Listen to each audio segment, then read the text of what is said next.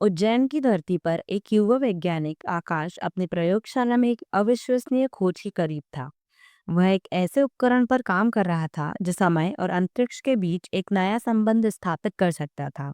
एक रात एक अचानक ऊर्जा स्पाइक के साथ प्रयोग नियंत्रण से बाहर हो गया और एक आकाश को एक चमकदार पोर्टल में खींच लिया गया। आइए जानते हैं पूरी कहानी हमारी पुस्तक काल का कण के साथ। आकाश ने अपनी आंखें खोली और पाया कि वह एक अज्ञात जंगल में है। आसपास के पेड़ इतने विशाल थे कि वे आकाश को छोटा सा महसूस करा रहे थे। अजीब पक्षियों को आवाजें और कीड़ों की भिनभिनाहट से एक अजीब सा माहौल बनाया था। आकाश को समझ नहीं आ रहा था कि वह कहाँ है और कैसे यहाँ पहुंचा। तभी एक सुंदर युवती अनाया जंगल से निकली। वह आकाश की ओर बढ़ी और बोली, तुम कौन हो और यहाँ कैसे पहुंचे? आकाश ने अनाया को अपनी पूरी कहानी सुनाई। अनाया ने बताया कि वह इस दुनिया की रहने वाली है और इस जगह को काल का द्वीप कहा जाता है। अनाया ने आकाश को बताया कि काल का द्वीप समय और अंतरिक्ष के बीच एक ऐसा स्थान है जहाँ सभी काल और युग एक साथ मौजूद हैं। यहाँ अतीत, वर्तमान और भविष्य एक साथ मिल जाते हैं। लेकिन इस द्वीप पर रहना आसान नहीं है।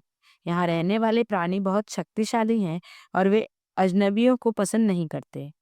अनाया ने आकाश को एक प्राणी जारक के बारे में बताया। जारक इस द्वीप का रक्षक था और वह किसी को भी द्वीप में प्रवेश नहीं करने देता था। अगर जारक को आकाश को देख लेता तो वह उसे मार डालता। आकाश और अनाया ने जारक से छिपते हुए द्वीप की खोज शुरू की। उन्होंने कई अजीब प्राणियों को देखा और कई रहस्यमयी घटनाओं का सामना किया, लेकिन वे जारक से बच नहीं पाए। जारक ने उन्हें पकड़ लिया और उन्हें अपने महल में ले गया। जारक ने आकाश से पूछा कि वह यहाँ क्यों आया है। आकाश ने जारक को अपनी पूरी कहानी सुनाई। जारक ने आकाश की बात सुनी और उसे जाने दिया, लेकिन जारक ने आकाश को एक शर्त दी कि वह कभी भी इस द्वीप के बारे में किसी को नहीं बताएगा। आकाश और अनाया ने जारक के महल से भाग निकले। उन्होंने काल के पोर्टल को खोजने की कोशिश की, लेकिन उन्हें कुछ नहीं मिला। तभी अनाया को याद आया कि पोर्टल एक गुप्त स्थान पर छिपा हुआ है। आकाश और अनाया ने उस गुप्त स्थान को खोज निकाला और पोर्टल को सक्रिय कर दिया। पोर्टल एक चमकदार रोशनी के साथ चमक उठा और आकाश को अपनी ओर खींचने लगा। आकाश ने अनाया को अलविदा कहा और पोर्टल में कूद गया। आकाश ने अपनी आंखें खोली और पाया कि वह अपनी प्रयोगशाला में है।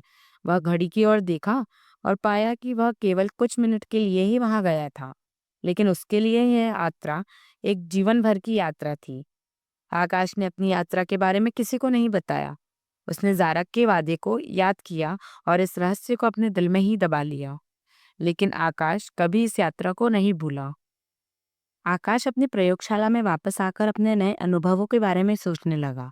काल के द्वीप की यात्रा ने उसे कई सवालों के जवाब दिए थे, लेकिन इससे भी अधिक सवाल उठा दिए थे। वह इस रहस्य को अपने पास रखने के लिए संघर्ष कर रहा था। एक दिन आकाश को एक अज्ञात संख्या से फोन आया। फोन पर एक रहस्यमयी आवाज ने कहा, आकाश, मैं तुम्हें ही ढूंढ रहा था। मैं जानता हूँ कि तुम काल के द्वीप गए थे। आकाश चौंक गया। उसने उस आवाज को पहचान लिया। वह जारक था। जारक ने आकाश को बताया कि वह एक महत्वपूर्ण संदेश देने के लिए आया था। जारक ने आकाश को बताया कि काल के द्वीप पर एक बहुत ही खतरनाक प्राणी जाग रहा है। वह प्राणी काल के संतुलन को बिगाड़ सकता है और पूरे ब्रह्मांड को खतरे में डाल सकता है। जारक ने आकाश से कहा कि वह ही इस प्राणी को रोक सकता है। आकाश ने जारक की बातों को सुना और उसे समझ आया कि उसे वापस काल के द्वीप पर जाना होगा, लेकिन इस बार वह अकेले नहीं जाएगा।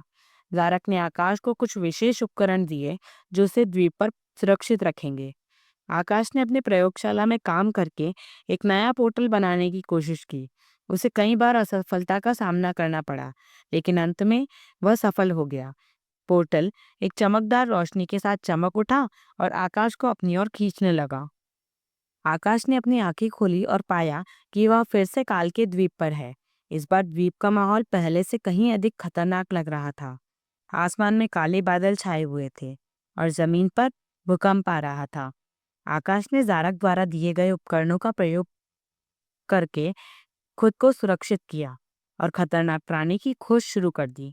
उसे कई बार खतरे का सामना करना पड़ा, लेकिन वह हिम्मत नहीं हारा। अंत में आकाश ने उस खतरनाक प्राणी को ढूंढ निकाला।